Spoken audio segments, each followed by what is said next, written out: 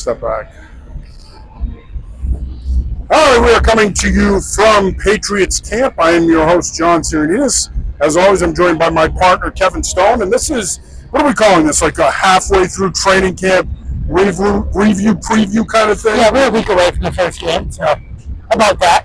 Yeah, so obviously we just concluded practice number 7 here. A lot to unpack. I think, look, the biggest storyline has been Drake May and his performance thus far. Very up and down. Not necessarily what you want to see from a rookie quarterback, Kevin, but I thought he had a pretty good day today. You were here all last week for the practices. I've been here for the last 2. Yep. I did not think he performed particularly well on Tuesday, but I thought today he had a pretty good day. Yeah, I mean, look, you've said this since they drafted him. It was going to be a process. And I think everybody sort of thought, hey, maybe he'll push Jacoby early on, and he hasn't done it, but that doesn't mean he sucks. It's just they're taking it slow with him, which you've been on since, June? So, look, has he popped? No. Has he been decent? Sure. Today was definitely his best day. It was also the first real red zone day that they've done. So, they gave him more of an opportunity today to actually show what he can do, especially down the red zone where it's tighter and he has to make more decisions. So, yes, today was his best day, but again, for me, I'm not looking for him to be the starter right away. So I'm not looking for him to wow anybody, 6 days, 7 days into camp. I think people need to tone down the expectations, and I'm surprised, frankly, that the expectations were so high, because when he got drafted, it was, Jacoby's the starter no matter what. And now it's like when training camp started, everyone seemed to forget that. So I feel like there's a lot of unnecessary pressure on him early on. No, I agree with you, but I think a lot of that pressure comes with being a first-round pick, being a quarterback, being the 3rd overall pick in the draft. Yep. And it's only natural for fans especially to have that reaction where they say, well, we expect him to play sooner than later. Let's be honest. We're not living in an NFL world anymore, folks, where organizations let quarterbacks marinate and let them develop. The expectation that owners around the league have is that if they draft a young quarterback, they're going to play right away. Yeah. I'm sure that's the expectation here as well. Now, we can sit here and debate when he should play, when should he not play. I think one thing, though, is clear. He's not ready to play now. Yeah. If the regular season were starting tomorrow, you're not starting Drake May. You're starting Jacoby Brissett, especially based on what we've seen. Yeah, I mean, and again, they're treating their reps that way, too. Like Jacoby's first up for a reason. Now, yesterday, I did find it curious that I believe May had 11 straight reps in 2 different team periods. It was the most we had seen any quarterback kind of go in a row. There's probably not much to take from that, but Gerard Mayo has been consistent, saying he's going to get his opportunities. He's getting those opportunities. Jacoby is just clearly an NFL quarterback right now, and Drake isn't. He started in this league, and May hasn't. Right. And I think we also, not necessarily us or even the media, but I also think people need to start pumping the brakes on the Mac comparisons. People are already talking about, well, 3 years ago, Mac was further along and he was better and everything else. Yeah, he was further along. He was older. He played in a system that's more that prepared him to play in the NFL, a more NFL-ready offense. Mm-hmm. Yes, he had inherent advantages that Drake May doesn't have. He's coming from a split offense. While he started a longer period of time in North Carolina than Jones, he's also a younger player. Mm-hmm. I think we need to remember that. Look, here's the deal. When we used to talk about Mac, it was, a limited ceiling, high floor. With Drake May, high ceiling, limited floor, but it's going to take a longer period of time. And again, this is why I think it's important that they take their time in developing him this year. It's not necessarily about him playing this season. Should he play the last 3 weeks of the season? Sure, start him after the bye. But unless he starts to separate himself here in the next couple of weeks and in these preseason games from Jacoby Brissett, which I don't see happening, I don't see any reason why you should rush his development. Let him come along slowly. That's why you brought in Brissett. You have Zappy. You have some experience in that quarterback room that you don't have to rush him. Rest of the offense, obviously installing a true West Coast offense. Alex Van Pelt, of course, is coaching Green Bay. He's coaching Cleveland, among other stops. What are your thoughts on the offense so far? Mixed reviews. I think a lot of people we're expecting him to come out and sling it and be wide open. That's not this offense. They're going to run the football first, boot, play action, drop back off of the running game. I'm not surprised by what I've seen, but what are your thoughts on what you've seen? No, I'm not either. Two things stand out to me. One, and you can tell me this better than anybody else, 2 years ago when they were trying the outside zone, you could see how bad it was. You could see how bad the coaching was just because it looked ugly every day. They're popping some big runs. Yeah. Almost every single day. They did today. I wrote about this yesterday. There's a 1-2 punch there with Ramondre Stevenson and Kevin Harris. I think there's a nice little 1-2 punch. And Antonio Gibson. And Gibson I thought too. he's been pretty strong since he's been back. And so, I think he's going to be a nice fit in this system as a change of pace third down back. So as many questions as there are on still when it comes to pass protection, I think the run game is going to be good. Again, it's only 7 days in, but they've, again, it feels like they've consistently ran the ball every single day. So that outside zone, I think 2 years ago it failed because of the way it was being coached. I think we can kind of see that I think now. that's a great point. And the tight ends have stood out to me too. There's been zero production from them for 3 years now. Hunter Henry and Austin Hooper both look like they can be weapons, especially in the red zone. At least I felt that way through 7 days. Austin Hooper looks like a better fit. He's played in the system, played in Cleveland, knows Van Pelt. He's obviously going to be a better fit from that standpoint. Yeah. But he's definitely been a better fit than Mike Gesicki. I think with Gesicki, you paid him $10 million a year. You brought him in, red zone target, guy that had been productive at times in Miami. I think that the expectations were higher for Gesicki. Yeah. I think with Hooper, he's going to come in. I think he's going to be more productive than Gesicki was.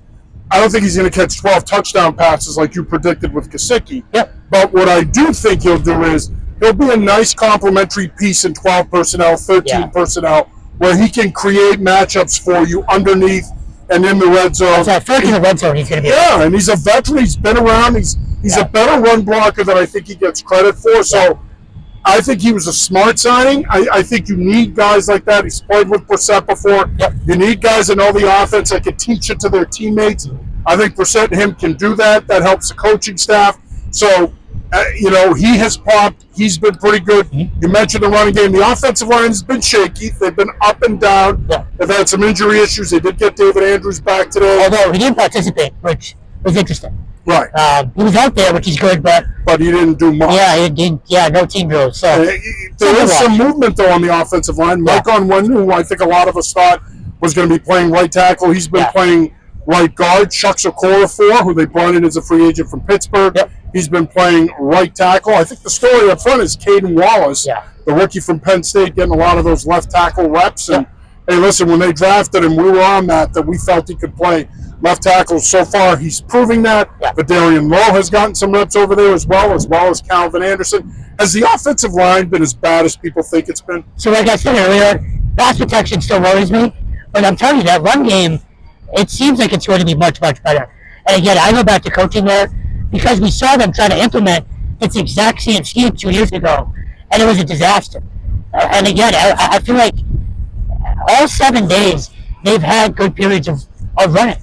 So I do feel like the offensive line is maybe getting a little bit more crap than they should be, but when it comes to pass protection, that continuity is still not there. You still don't have your group of five. Ultimately, you don't know a week before the first preseason. I think so to answer your question, it's safe to say it'll be Andrews or Okorafor on Onwenu. Yeah, so to answer your question, probably Wallace and then so. Yeah, I feel like the run game is better already than people were expecting. The pass protection, it's what we thought. It's gonna take some time. I'm glad I picked the area where there's a divot with the sewer hole. Defense. Thoughts on the defense? I think the secondary's looked pretty good. I know there's some question marks in terms of who's going to play corner opposite Christian Gonzalez. I think Jonathan Jones has had a strong camp. Alex Austin, who we spoke with the other day. Obviously, Gonzalez, he looks healthy. He looks great. I think he's going to be a big physical boundary corner. He's going to be a nice fit. Does he look bigger to you? He does. He looks thicker. But I think they've had a pretty strong camp so far. Hard to say on the front seven. Obviously, when you're missing Christian Barmore, who's out with blood clots, you're going to feel it. And I think it has showed at times. But I think overall, back seven pretty good. Front seven might be a little bit of a work in progress without Barmore. Right. I'm going to let this guy go by real quick. Overall, I think one guy stands out more than anybody so far. It's Keon White. I think he's the guy this year that everybody was going to get last year. I think he's going to be a dominant force to them. Yeah, I do too. But other than that, you're right, it's tough to tell just with so many bodies still being out.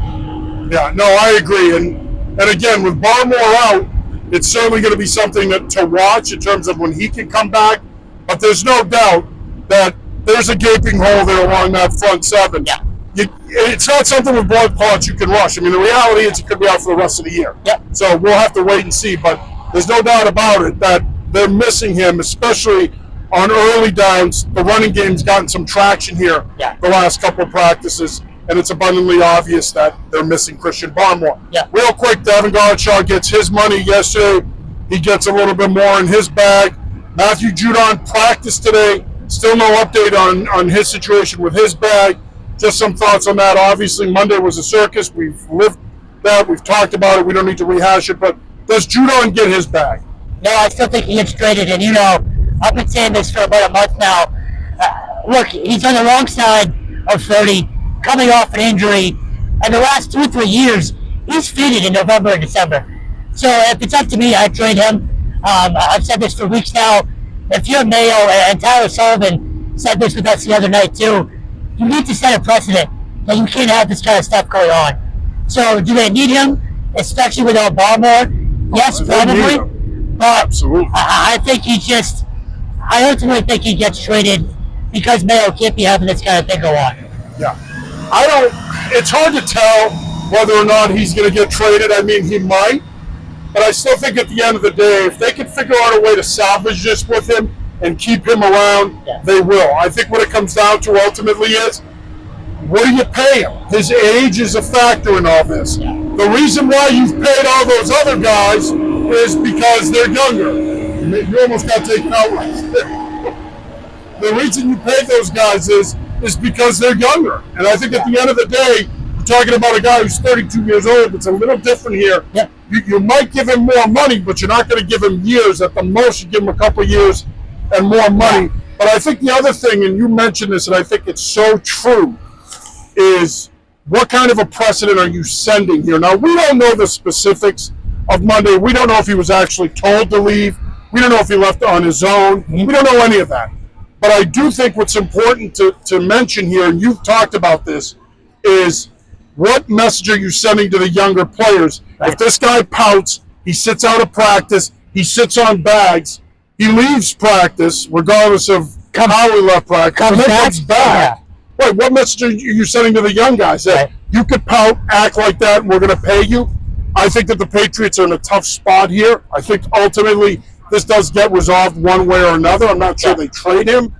They very well could, but I think ultimately, regardless of how this plays out, I have a hard time believing that even if he stays, he's here beyond next year. Oh, no. Given his age, given his declining skill set, given some of the events that have taken place, I don't see it. All right, real quick, we got practice tomorrow, Saturday, and then Monday, they're off Sunday. Monday, Tuesday, and then Monday, Tuesday, and then you got Carolina coming into town next Thursday night. What are you looking forward to here for the next couple of days? I'd like to see some goal line if they're at bats.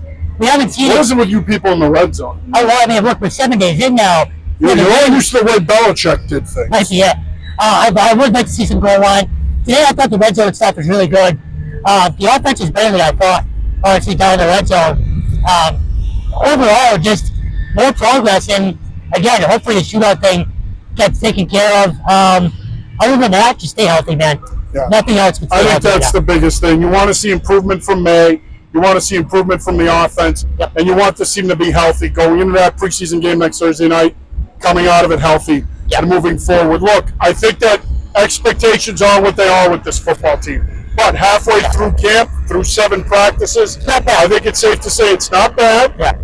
They look better than a 4-13 football team, but a couple of things don't go their way. They have a rash of injuries. They're going to be picking in the top 5 again in next April's draft, and they'll probably repeat last year record-wise. Right now, to me, they look more like a 6-11, 7-10 team.